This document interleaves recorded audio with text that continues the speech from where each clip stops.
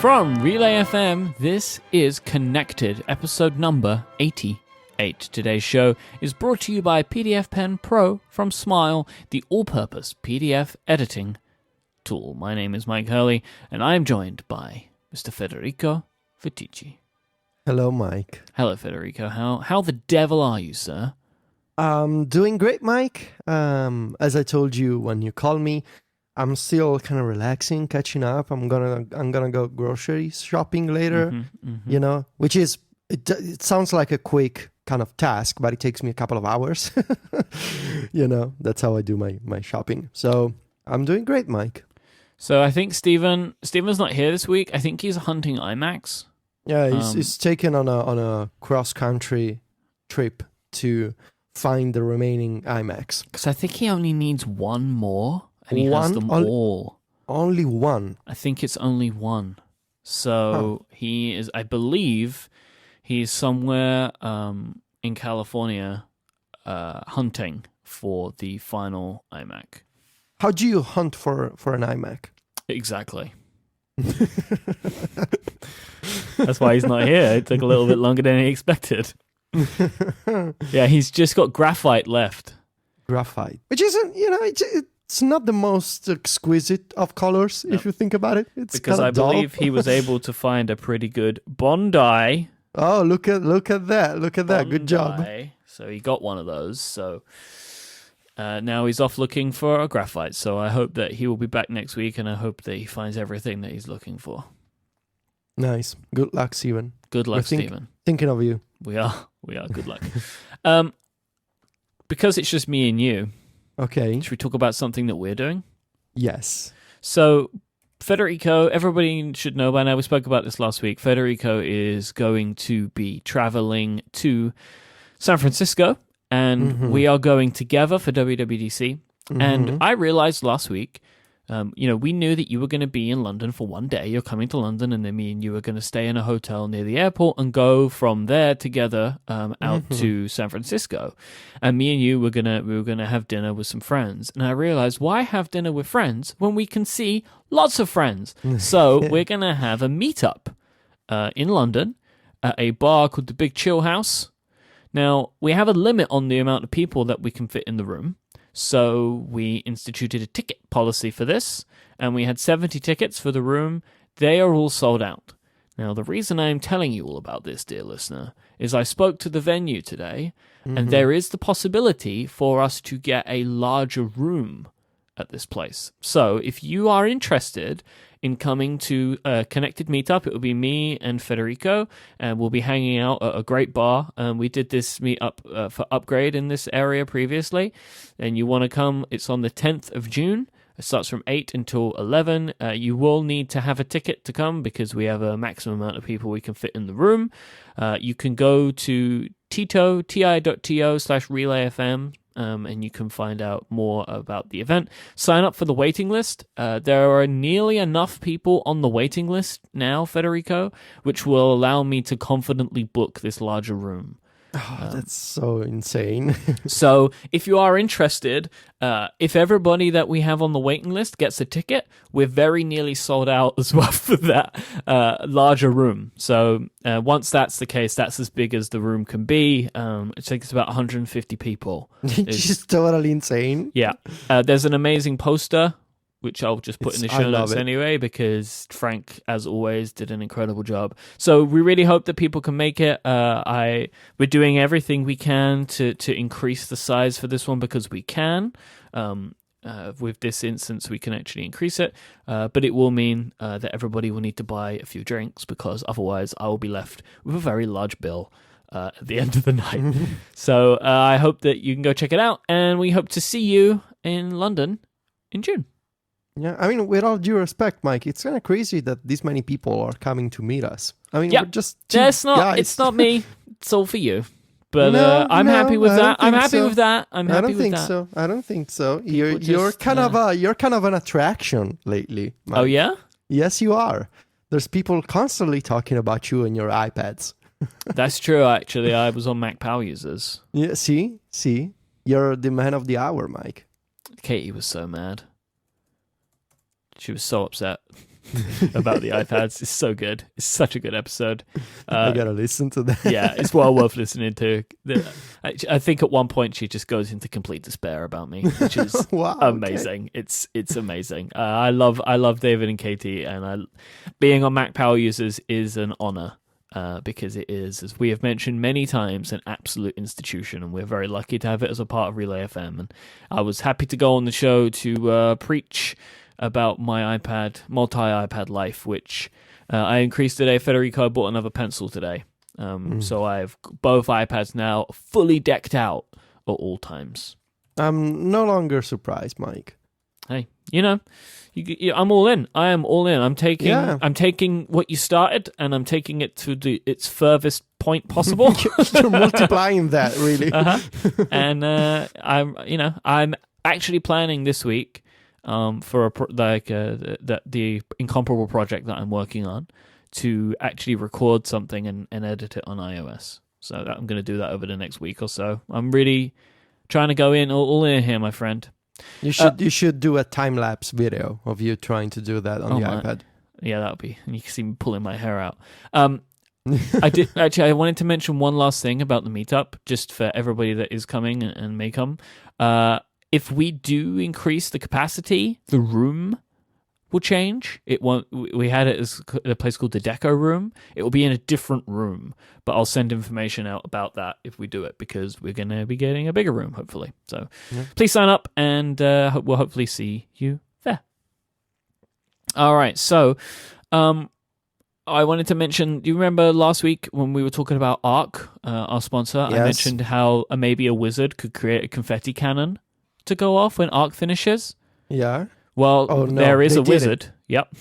Oh my God. Lucas tweeted at us with my God. a script, and what it will do is he actually did something very smart here. It doesn't launch physical confetti; it launches digital confetti on your computer screen whenever Arc completes a backup. Bravo, Lucas! Bravo! Look at that screenshot. It's fantastic, right? People are crazy. It's fantastic. He put it on GitHub. You can go and check it out. And so it's very, very clever, and I say bravo to the wizard that is Lucas for creating backup confetti cannon. Good job. Last week we teased that you were working on a project that I expect everybody knows about right now, which was your iOS 10 wishes and concept video, along with the dark theme for Mac Stories, which I am reminded about as I see the lovely dark Mac Stories in front of me. Oh, nice! You keep it activated. Yep, keep it dark, my friend. And I am very flabbergasted by the view count on this YouTube video. It's approaching 400,000. 400,000, Federico. 400,000. It's a lot. There are 78 people that gave it a thumbs down, though. What is your comments on that? What do you think about those 78 people? I think some of those people, maybe half of those, are just trying to see what it feels like to use the thumbs up down button. Yeah. Maybe half is just an experiment. And maybe I'm going to press the button. No, I please dislike don't. this. Oh, okay. now I've liked it again. So I reversed my decision. I went to just see how it felt. I didn't like how it felt. Here's something interesting about the dislike button on YouTube. When you click the little like button, the button goes blue from grey, and when you click the dislike button, it goes black from grey. Wow. Okay. Yeah, they're like, don't do this, It's a little Pavlovian response for you. I was very honoured to get a special thanks. Of course. All in there. You and my girlfriend and John were the few people that had to endure my stress and my questions and my doubts before launching. Many cuts of that video. Be like, look at this one. We had a line change. Okay.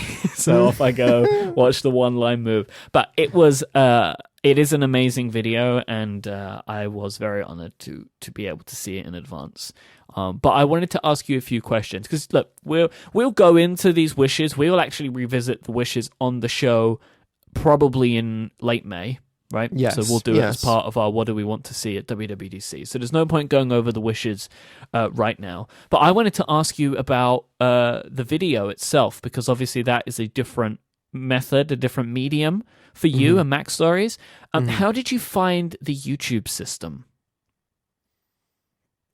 Well, I think I kind of cheated because I asked CGP Grey for advice before uploading the video. So he gave me like a checklist of things to do and to make sure that I was doing.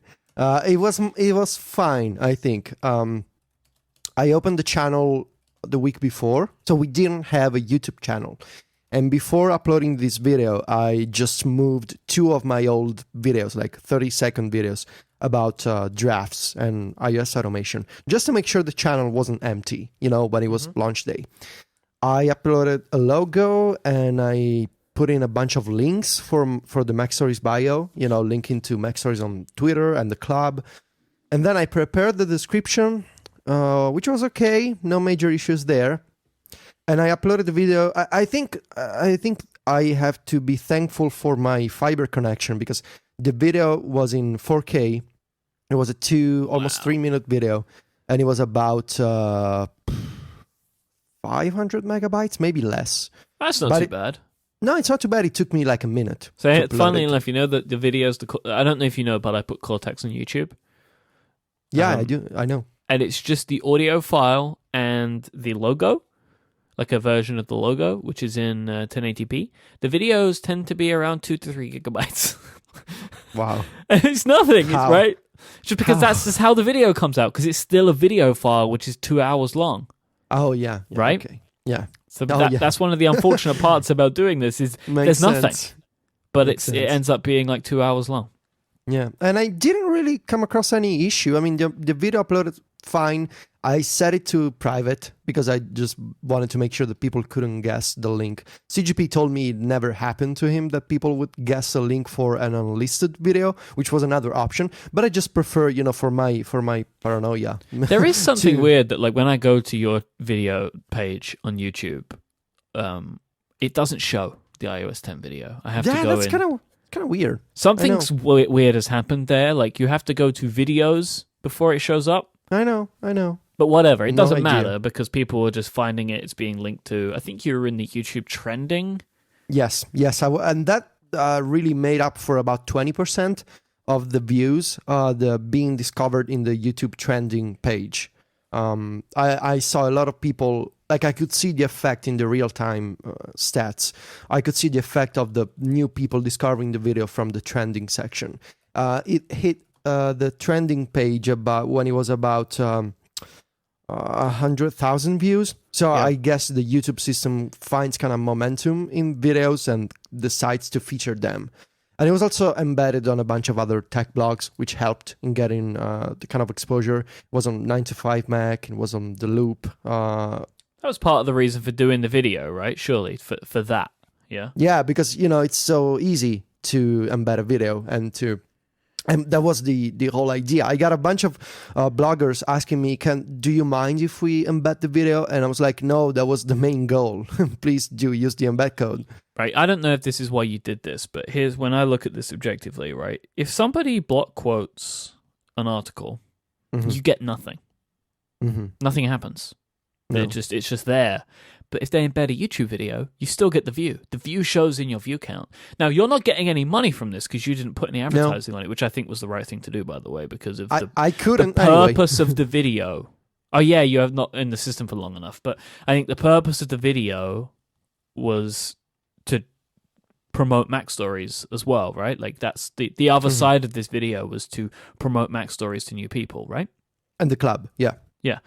And Club Mac Stories as well. So that's kind of like, the other side of this. So that's how it brings more people in and on the other side. So not having advertising on it would have been the right move anyway. But it isn't. I think it was a very clever publishing and business move to do it this way, like to create this video which can be anywhere and it doesn't matter where it is because people would, in most cases, take the video and embed it. Really smart. Yeah. Yeah, and one of the comments that I got from a lot of people is that it's not an absurd concept, that it makes sense. Yeah, and that's true. Hundreds of people told me it makes sense, it's not crazy, and it's the kind of features that I could see happening, which is not usual. So I've been covering, Mac Stories, I've been writing for 7 years. And every time there's a crazy concept video, it gets a lot of exposure. But a lot of people also say, this is crazy, Apple will never do this. These features are totally useless. And that was one of my concerns, that people would see the video as a sort of a crazy project, with the crazy features that Apple would never do. And as soon as I published the video, like the reactions started coming in that it's sensible, it makes sense, it's not crazy.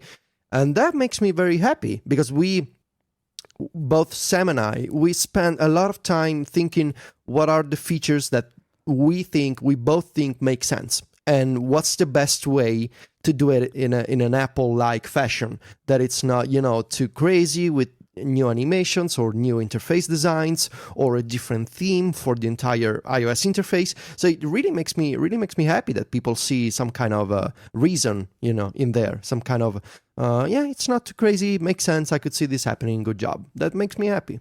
Yeah, I mean, because, I think part of it is most of the concept videos, you only ever find out about them because they're crazy, wild things. But you already had the ability to create a sensible one and for people to see it, which is why I think it became popular, right? Because you have the platform in which to get this video out to the first amount of people that need to see it for it then to become viral. Mm-hmm. Whereas people like Sam, who created a concept video, right? He needed it to be a little bit more out there to get people like you to find it in the first place. Does that make sense? Yeah, it makes sense. Like, if he created your video, you'd just be kind of like, yeah, sure. Like, this is sensible stuff. I think it depends where it's coming from. Yeah, I think the angle that we chose was, so look, every year I do an iOS wish list. And I do it because I want to, put it out there, the kind of features that I would like to see.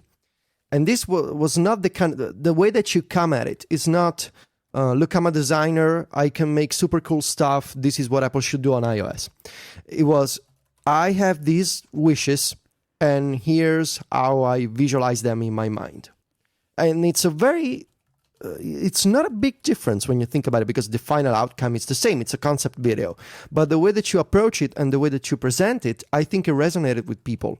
And they could see the idea of, here's a person, he works on iOS, he writes on the iPad every day, he knows iOS, he would like to see these features, and he found a way to visualize them.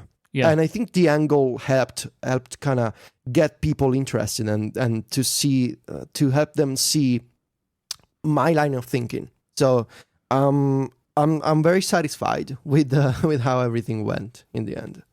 Talking about very satisfied, you got a WWDC ticket. I did, yeah. I was very lucky, Mike. I was last Friday. I was at the club, not Club McSorley, an actual club with people dancing and drinking, and I got an email from the Apple Store. Here's your receipt, and I like, my heart started pumping like crazy. I was like, oh my god, and Sylvia was like, what's going on? And I look at the receipt, and there's the WWDC ticket confirmation, and I was like totally going nuts. And so I bought drinks and we celebrated the ticket. I'm not surprised. So what is your plan? My plan is to first watch the keynote, because I've never been there, and you have maybe not at the Graham. Oh well, yeah, but you've done one. I've done a keynote. I just want to do a WWDC keynote. I've done a product keynote, and I feel like it's a nice sort of celebration to do my first WWDC keynote for iOS 10. Like a new beginning, whatever. That's how I see it in my mind. And the other thing that I want to do is I want to attend key sessions for iOS, because I need that kind of information and kind of networking with developers to prepare my iOS 10 review. So last year I spent way too much time watching the videos over and over and talking to people who were there at the sessions over email to get a better understanding of what was going on, and to just talking to developers to ask them questions. And I feel like I can save a lot of time if I go to the key sessions that are, that I mean, I have to decide which kind of sections I want to cover in my review, which we'll talk about in the evening. Me and you and Stephen, Mike, you will have to help me. But once I do know what kind of sections I want to have in my review, I will mark the sessions that I want to go to and just attend those and then talk to people and go to the bash and the kind of essential stuff. I'm not interested in OS 10, not interested in watchOS. I'm going there for iOS and the key stuff that I understand that I want to cover. And I feel like I need to wake up early, go to the key sessions, and then in the afternoon and maybe in the mornings where iOS doesn't have a key session, just have fun, because I want to mix it up. It's my first time. I want to do part work, part fun, and I feel like having fun there, it's important because it also helps me relax and meet new people, which again, it's sort of a circle of life. I need to have fun, meet new people, talk about work, fun, it's all connected, no pun intended. So yeah, that's the plan. Understand what I want. First, watch the keynote, understand what's going on, understand the kind of sections that I want to have in my review, talk about it with you guys, find a plan for the key sessions that I want to go to, and just attend those sessions and then have fun and meet people. It's a pretty great plan, man. It's a pretty great plan. Yeah, I think I can do it, Yeah, the days are quiet. The daytimes are quiet because so many people are in the sessions, and now of all the other conferences and stuff that go on anyway. You just need to understand that you are going to be very, very busy. I know. Prepare for that. I'm preparing both physically. I'm exercising a lot. It's true. I believe you.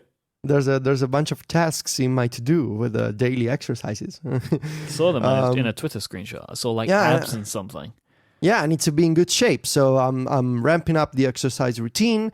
I'm doing the diet that I was doing last year again. Mm-hmm. So I need to be very, very energized, because I know it's gonna take a lot out of me to do all of the stuff that I want to do.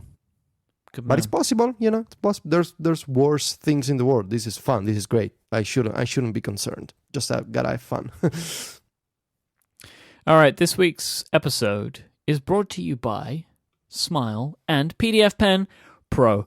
You've heard me say in the past about the fact that PDF Pen is the Swiss Army knife for PDFs. Well, when you look at PDF Pen Pro, you're looking at such a huge Swiss Army knife of so many tools embedded within it, you wouldn't even be able to fit it in your pocket, because PDF Pen Pro has everything that you need to master PDFs, like adding signatures, editing text and images within a PDF. You can even perform OCR on scanned documents and export them into Microsoft Word format. But with PDF Pen Pro, you get additional features as well, like the ability to create an interactive PDF form. You can build a table of contents, set document permissions, and convert websites to multiple page PDFs. PDF Pen Pro really is for the person that needs complete control over their PDF documents. You can easily export to Microsoft Excel, PowerPoint, and PDF archive formats as well. And if you need to, which this is a real cool feature, I like this one, you can add tooltips to your PDFs for voiceover accessibility. The list of features goes on and on.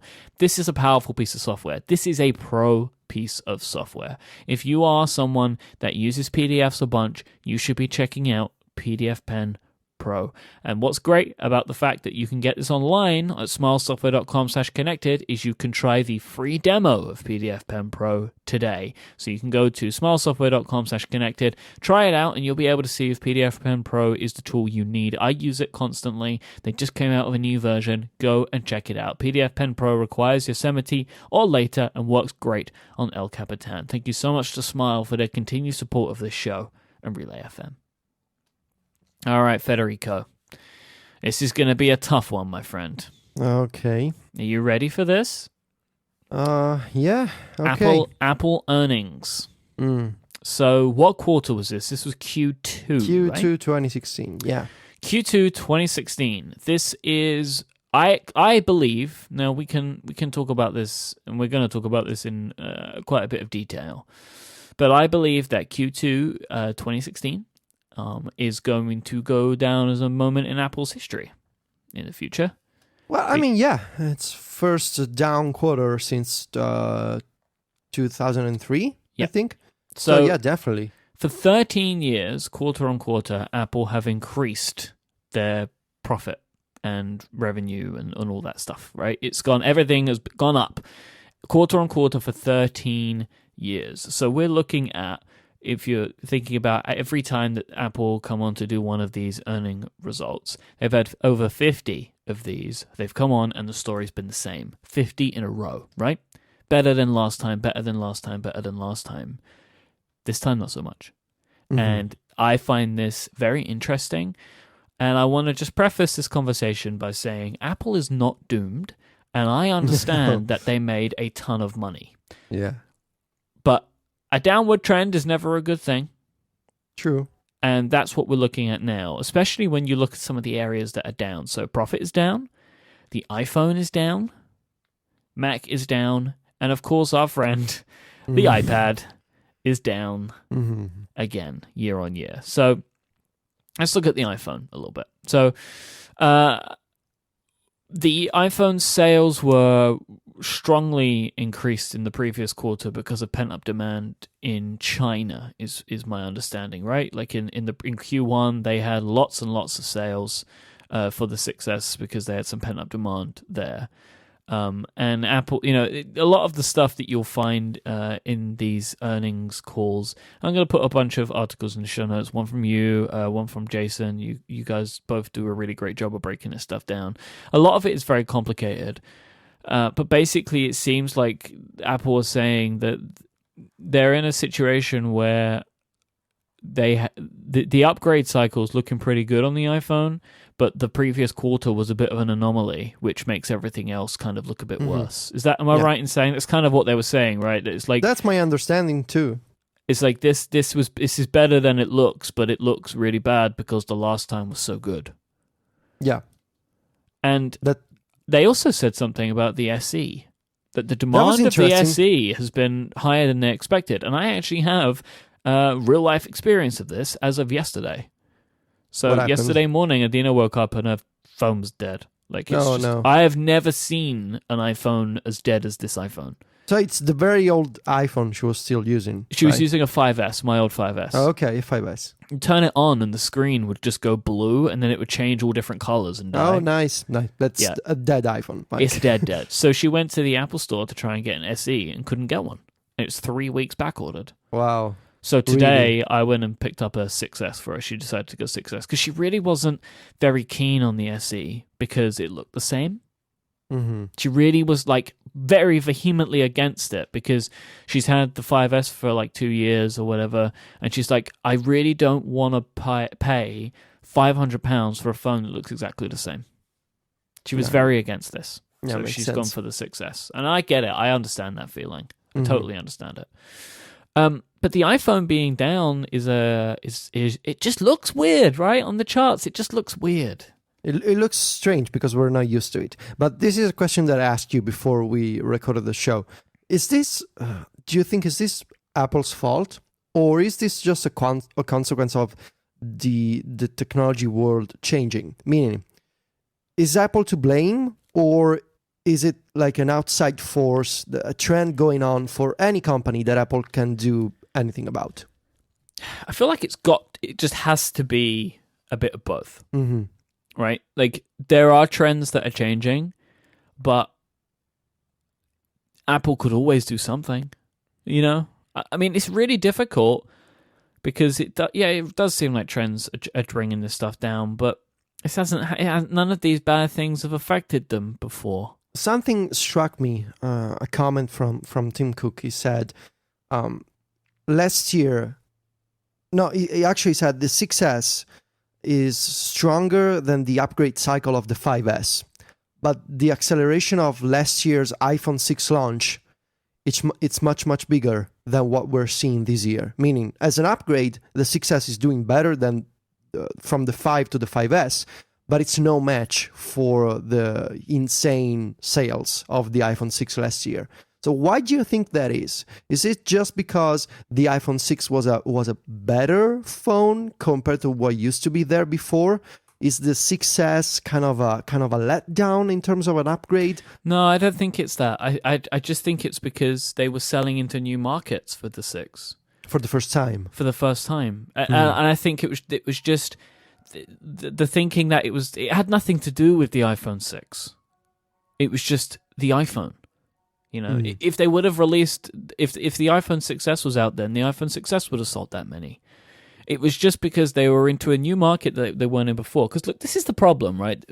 This was all the conversation in the previous quarterly results when Apple said that this was going to happen. This isn't a surprise that this happened, by the way. You know, if anybody wasn't following, in their previous earnings report, Apple forecasted that they would be down. They fell within the estimate that they gave, which is also weird for them, right? To fall within the estimate. Usually they exceed the estimates, but they fell within the estimate, and I think it's purely because Apple have bumped into the amount of people in the world that can buy their products. It doesn't usually happen, but this is the situation that they're in. We are currently at the point where we have sold our products to everyone that can buy them. And they mentioned India as a growing market, and great, there's more people than China. Is that right? I'm just going to say that, probably be wrong, and everybody in both countries will be mad at me, but lots and lots of people in India. Yeah, that they can sell to. And if the middle class emerges in India the way it did in China, great. Maybe in a couple of years' time, there'll be more phones to sell. But then all it will do is then it will just push this problem off another few years. Maybe that's why the stuff like the upgrade program is so important for Apple right now. And why so many people see a lot of potential there. Because having reached the kind of ceiling, all the people that you can reach that want to buy your phone, now what you got to do is you got to switch gears and have those people upgrade year after year to the latest model. So what you end up with in that scenario is lower income, like overall, but more sustained. Yeah, but sequential stability, I guess. Because what it will do is it will bring it down for a period of time, but you won't see the peaks and valleys, which is probably better from a Wall Street perspective. Probably it's really like a subscription. You get. I just checked, by the way. There's 100 million people difference between China and India, and India is 1.2 billion, and China is 1.3 billion. Sorry. In terms of numbers, it's not a huge. I mean, it's a huge difference. I mean, Italy is not even 60 million people. Yeah, but when you're over a billion, 100 million, it's give or take. Yes, give or take 100 million people. Tim Cook even said we see India as China 7 or 10 years ago. Exactly. This is what I'm saying. Like, this is their next potential market, but they're many years away from that, and all they'll be in is this problem again. They'll have a peak where they sell into that market, then it will go down again. Like, it won't go down to where it is now. It will probably still be higher because it will be a new market to sell into, more people. But all they would be doing is just having this problem again. Like, where Apple is right now, it is not a problem for the company. This is not a scary thing. But what it is a downtrend. And downtrends are not good. You just don't want to see them, right? Yeah. Because they're forecasting the next quarter is going to be down on the previous year's quarter again. So this is going to happen again. So the reason that I'm kind of so interested in this from just looking at it is in the whole time that me and you have been covering Apple, even interested in them, this has not happened. It's the first time. This is the first time. And next time is going to be the second time. So it is just a very peculiar thing. Okay, let's take a look at this, right? So if the iPhone is down, what, in theory, the way that the company could, and I would assume that other people in Wall Street would say, should go against this. If you've met the amount of people in the world that can buy your iPhone, you should be selling more of your other products, right? Like, that is the way that, very simply on paper, you would meet this problem. Like, if everybody has an iPhone, you then need to sell everybody an iPad, right? Like, that is, in theory, the way that you would beat this issue, right? So you sell them more products. So this is where the other part of this is. Mac is down, which is really weird. Like, that doesn't happen very often. I think the previous quarter the Mac was down year on year, but like, that's just like a strange thing to occur. Like, why would the Mac be down? That doesn't even make any sense. And then iPad is down again. So every time I mention this, and I think it's very clear now that I am loving the iPad. I think in previous years, people have thought that I was so harsh on this point because I didn't like the iPad. But, I am now iPad forever. And whenever I bring this stuff up, people point out the fact that, like, they sold 10 million of them, 10 million of everything is amazing. To me, it's not the amount that's sold. I don't care how many it is. It could be 1 billion or 10 million. It's the fact that it continues to decline. And, and the fact that the iPad sales are just going down, down, down, it's not good because it hasn't reached the bottom. See, I don't know. I think it's I think the iPad from a financial perspective is kind of weird, because I don't know how to kind of treat it. Is it like an iPhone? Is it like a Mac? Because it's really none of both. Because from a financial perspective, you cannot compare it to either. Because the Mac, whilst it's had a shaky Q2 here, has over the last few years grown, right? Not by a lot, and it's still half the size, but the trend is good, right? That not only are the people who currently buy a Mac using it, there are new people buying the Mac. That's not what's happening with the iPad, right? Like, if you look at the iPad and the Mac, they're probably the closest in comparison from a renewal cycle, right? Like, you have one and you use it for a few years and then you buy another one when either one breaks or there is something so irresistible that you must buy it. That you'd expect that they're going to be closer like that, but something's happened with the iPad in that over time, interest continues to wane. Probably. I mean, yeah. Because what's happening is, like, look, we're like 6 years into this product's life cycle now, and you can look year on year at all of the quarters, and you can see that it's steadily declining. If it would have been after year one, we're at the point that we're at now, and it was right down low, you can say, oh, people buy them, and they don't buy any more of them. But what's happening is the way that I look at this is not only are people taking a long time to upgrade this device, there are less people making that upgrade as time goes on because the numbers are completely unstable. They are just declining, right? If there was some kind of stability in the numbers, which there isn't yet, you would see people having a relatively frequent refresh rate like you see with the Mac. But that doesn't happen with the iPad, and that's why it concerns me and interests me, because the product continues to decline. Am I making sense here?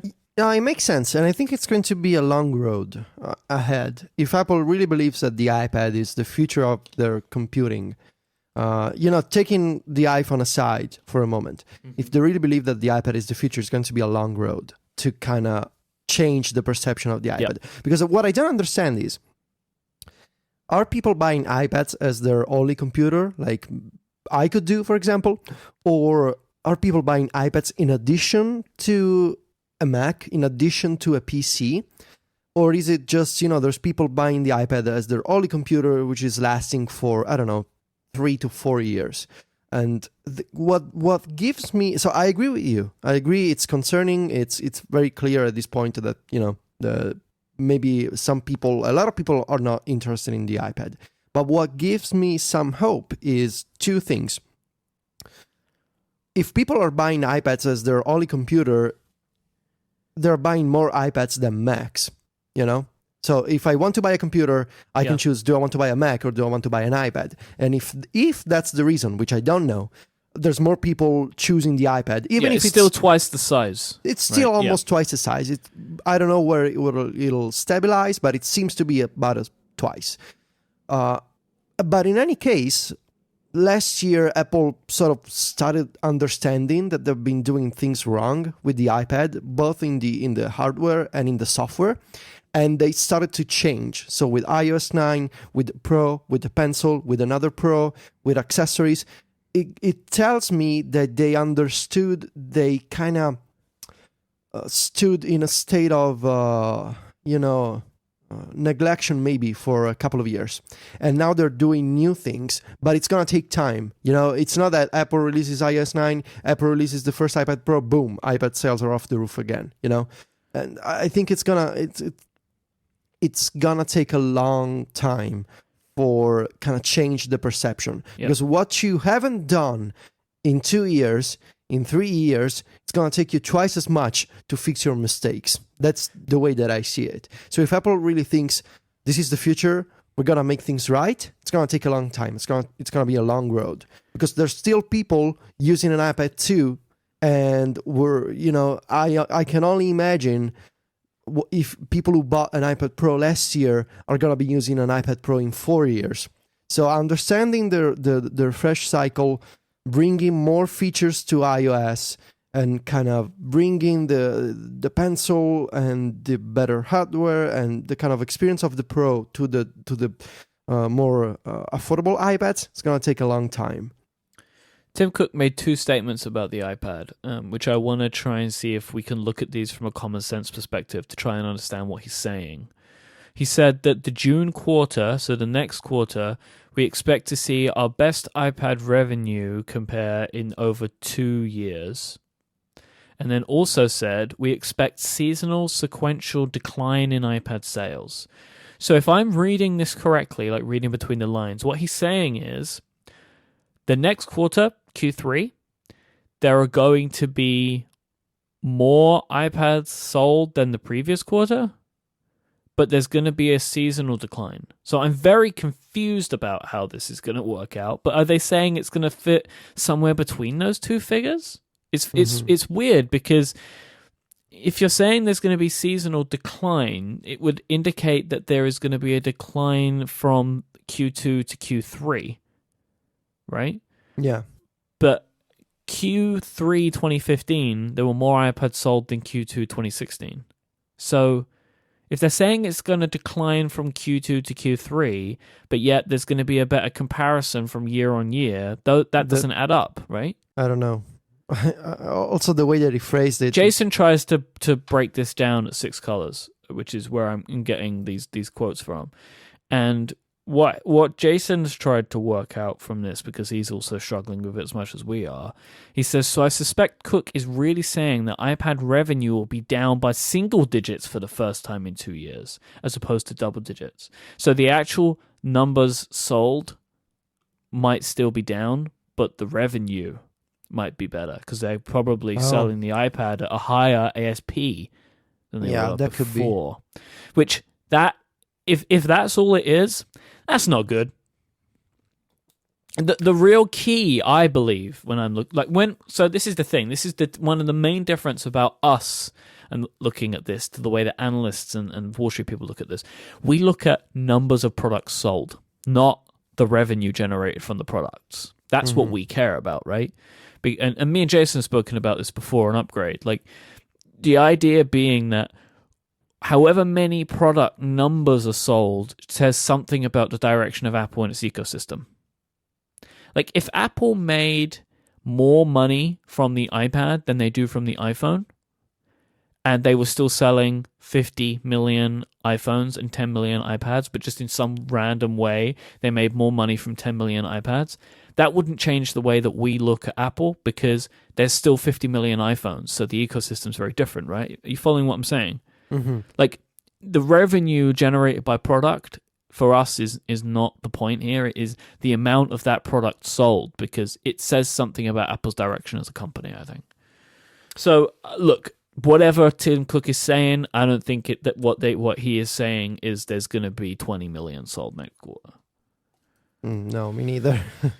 I think the reason I'm struggling is looking at these numbers from a people perspective, if you will. Mm-hmm. Like, I understand there's really complex stuff going on, and analysts do a much better job at understanding ASP and seasonal trends, that kind of stuff.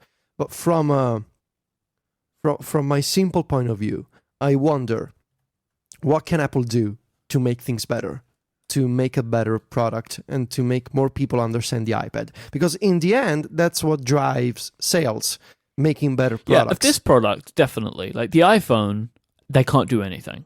I think there's not really a lot they can do with the iPhone to push against. Maybe a new design wouldn't hurt. you know? Yeah, maybe, but I mean, I think if just looking on year trends and stuff, like the idea is like they've just sold too many of them, and so they can't keep selling it because they're just running out of people. Like for example, if you look at Q1 2015, that was a new design, and the larger phones, they sold 74 million of them. Q1 they sold 74 million again because they had pent-up demand. I don't think Q1 2017 you're going to see 74 million iPhones sold again. I just don't think that's going to happen because both of those times, the reason that they jumped those 20 million over the Q1 2014, in my opinion, is because there were factors of people that hadn't bought an iPhone before for a certain reason. And I would be very surprised if they can do something in 2017, which is the same. Right, they gave larger phones to people that wanted larger phones, and then they were able to sell iPhones to people that couldn't buy iPhones before. I don't think they're going to have that in 2017. I just don't see what that could be. But that's why it's not my job. Is it too crazy to think that eventually the iPhone won't be on a 1 year cycle? No, I don't think that'd be the case. I would be very surprised because there are. If typically phones are on 2 year cycles, then you want it on a 1 year cycle, so you get people on both years. Am I making sense? Like, say you sign up for a contract at 6S, then you won't be ready until the 7S. So it makes sense to kind of sell them every year because you get people every year. I don't know. I just wonder if this kind of constraint of having to come up with a new phone every year, it's sort of becoming a problem now that the market is so saturated with so many people having an iPhone, and it's so difficult to, at this point, it's so difficult to come up with something new every year. I mean, what you gonna do? You cannot do a new design every year. No, but people will buy them every year, though, so why not keep selling them every year? Like me and you, we're going to buy a new iPhone every single year, and there are so many people that do that, so why not do it? I don't know. I guess it's just strange to me that this year, the rumors we've heard about the iPhone 7 are so kind of strange because people are talking an iPhone design refresh next year. So for the 7S, but if it's a design changer, you're gonna call it the 7S or the iPhone 8. And people are talking about the iPhone 7 being mostly similar to the 6S, which I think I don't know how it would resonate with people. You know, I think this is what people said about the 5, though. That it was going to be similar to the 4. But it was still different. It was bigger, but the overall design was very similar. Like, I just think that sort of stuff is like it's secondhand. Like, I just don't take that until I see it, to be honest. Like the idea of it's going to look the same, because there are some people that just think all these phones look the same anyway. So, right. So I just want to go back to looking at all of these numbers. Looking at them all in one, right? Looking at iPhone, Mac, iPad being down, I just think there's no real spin you can put on this. Like, it just doesn't look good. Like, I don't know what you say, right? Like, again, we'll go back to, like, they sold tons of all of these products. They made millions and millions and millions, billions of dollars, right? Which is fantastic, as I say. But you look at those trends going down. You know, the fact that, like, you and Jason have had to adapt your charts because you didn't have downtrend charts. No. Right? Like, it just doesn't just feels weird, right? Like, I just don't see that anybody inside of Apple is really going, yeah, but we made so much. Like, they don't like that this is happening, surely. They don't want to see this. You never want to see a downtrend in any kind of work, I think. But I mean, of course, it's, you know, the sky is not falling. It's not a big problem for Apple right now. It's more of a perception problem, maybe, to have people think that Apple is in trouble, even if they're not really in trouble. Yeah. But to have the kind of message, you know, it sort of becomes a self-fulfilling prophecy, maybe. That's my fear, that people are gonna start thinking Apple is in trouble. Maybe I shouldn't buy a phone, and people are going to buy different phones. People are going to buy different tablets. I know it's a sort of a apocalyptic scenario, maybe, but that's the biggest problem that I see is the perception of trouble, not necessarily the trouble, which is there. Because of the headlines, right? Yeah. Because the headlines are not reporting things incorrectly. They're just sensationalizing parts of it. Because this is different. Usually when people, every earnings report will pick out something to try and be like, Apple is doomed, and it's always just rubbish. But this time, there is stuff that you can pin on, not to say that they're doomed, but to say that, you can, if you want to, it's not as difficult to write an Apple is in trouble story this time, when they're clearly not, but you can write it because you have a chart that proves it. You have the numbers. Yeah. You have the numbers. And again, right, Apple is predicting between 41 and 43 billion for the next quarter, which will be a decrease from the 50 billion sales in Q3 2015. Mm-hmm. They're not doomed, but this is a change. It's change, and I guess Wall Street doesn't like change for Apple in this sense. Why would they, though? I mean, look, I know that Apple is judged on a different scale to other companies, and the reason is because they have been like a rocket ship for the last 13 years. So, like, the reason Wall Street looks at them in the way that they do is because Apple does things that you could never imagine from a financial perspective. So when that stops happening, they have to be judged differently. Yeah, maybe even rocket ships eventually have to stop to refuel. Yeah, look, let's be honest here, right? Let's look at this. Apple's meteoric rise has helped everyone that cares about it, right? So everybody at Apple has made lots of money because the stock went up so crazily, and people like me and you have built businesses on the back of the fact that Apple has been such an incredibly successful company. Yes. So now that it's changing, we kind of just have to accept that, and just accept the fact that now Wall Street is unhappy, because it's been so incredibly good for such a long time. And I know I think that as I'm saying all this stuff, I sound like I'm trying to spell doom and gloom, which I'm really not attempting to do. I'm just trying to get my head around the fact that the company that I follow so closely and have been for such a long time is now in a different world to what I've seen it at before. The side effect of that is that if this trend continues, Apple has a chance to be seen again as the underdog. And people love underdogs. People love companies who are in trouble. Yeah, I mean, they're not going to be in trouble, but the perception of trouble is just as strong, maybe. Part of Apple's problem in this is its history. Everybody knows they were the company that nearly went bankrupt. So that's why the Apple is doomed stories exist, because it existed once before. Like Nintendo just posted a loss. Nobody's saying Nintendo is doomed. People are saying Nintendo's in trouble, but no one's saying that they're going to go out of business. And Nintendo's in way worse shape than Apple, because Apple is one of the most profitable companies in the entire world. But it's easy to poke at Apple and point at Apple and say that they're going to go out of business because it happened once before. But there are things that are up. Services and other products are up. The Apple Watch, it falls in other products. Tim Cook said that it met expectations for the quarter, and also said, this is very interesting that he said this, that they believe that the Apple Watch will be a seasonal product like the iPod was, with a lot of holiday sales. Yeah, it makes sense. How is that going to factor in for the way they market and push the product? Who knows? But what we do know is, if you were fed up of paying for things in September, well, sorry. Here's another thing to pay for every September. Yeah, you're going to be paying a lot of money in September. So I think one of the things that we're going to see is that the iPhone and the Apple Watch will always be unveiled together.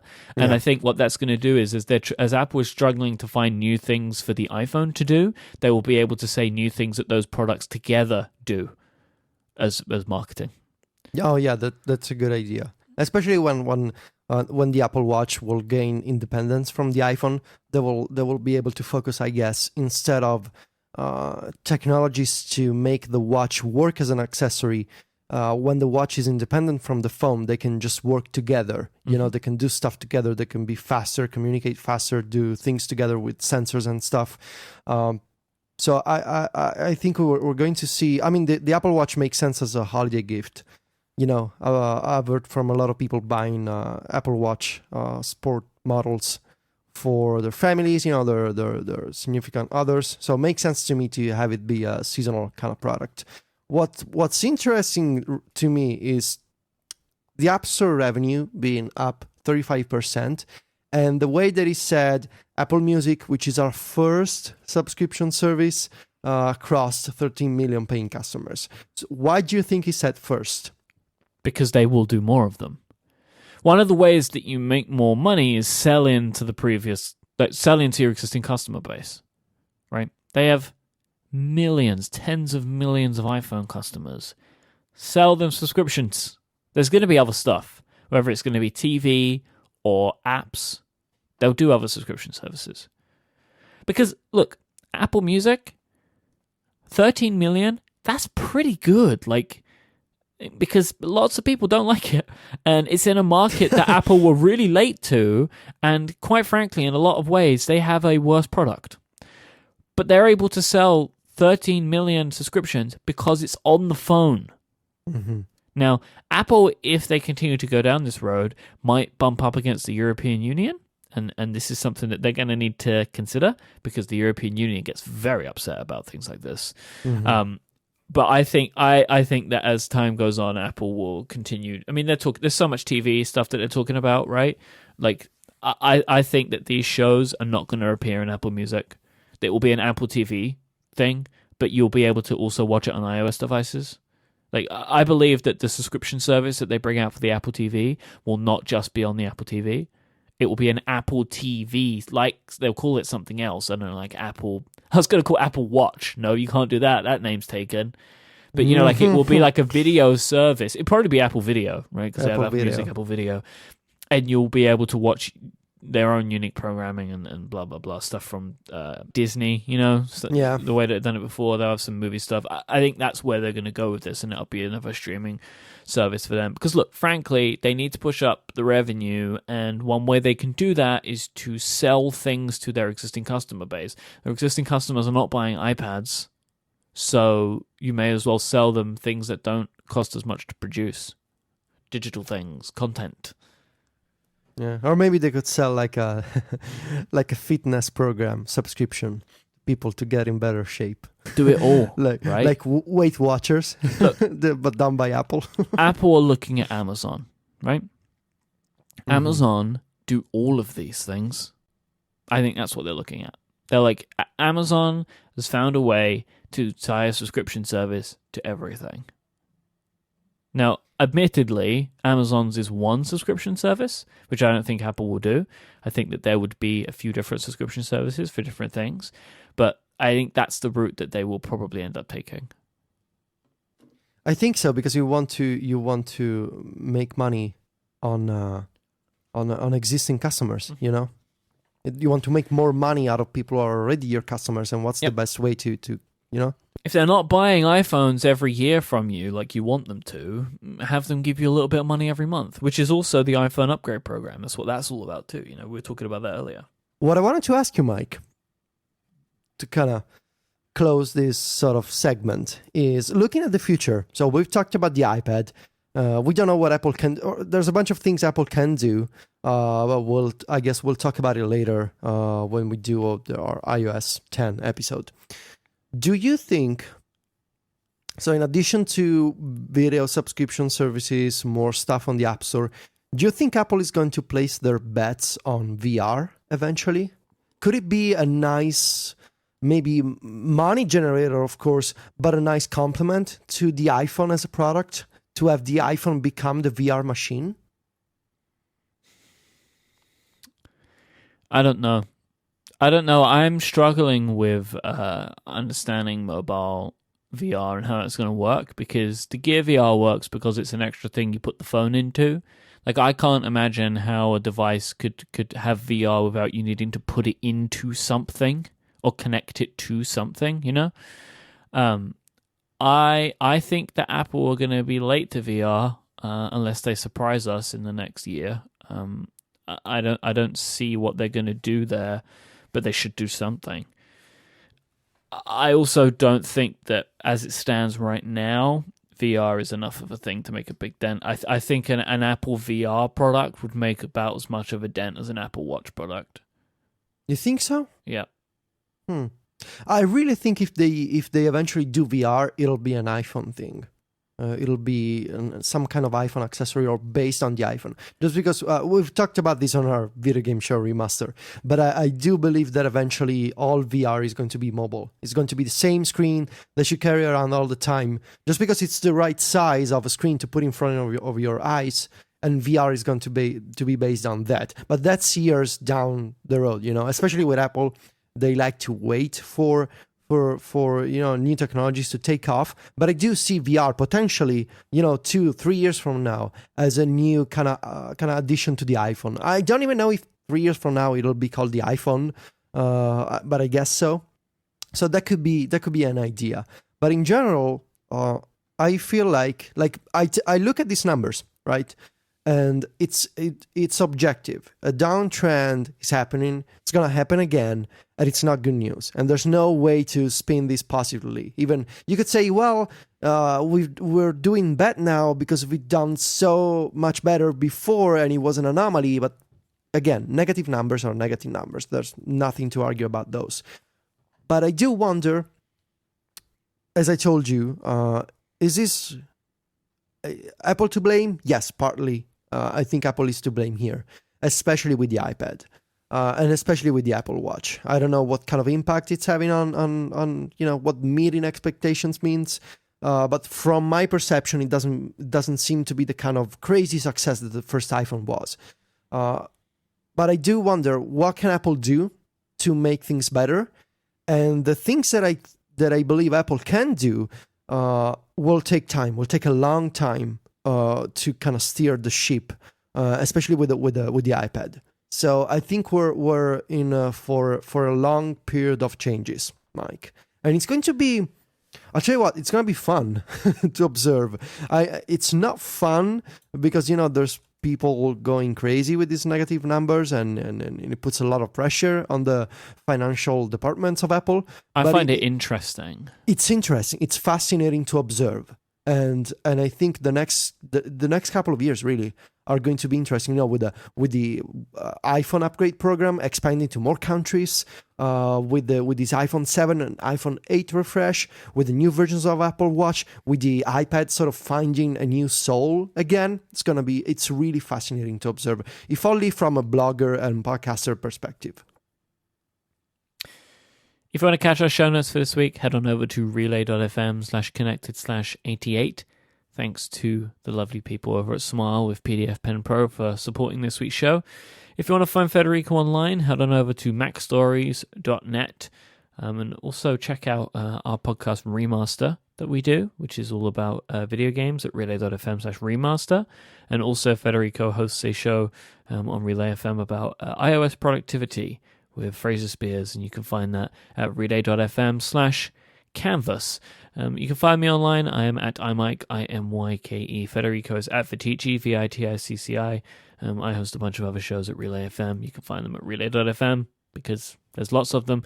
Thank you so much for listening to this week's episode. Stephen is at ISMH. He'll hopefully be back next week with another iMac in hand, fresh from the plains of San Francisco, I guess, is where you'd find them.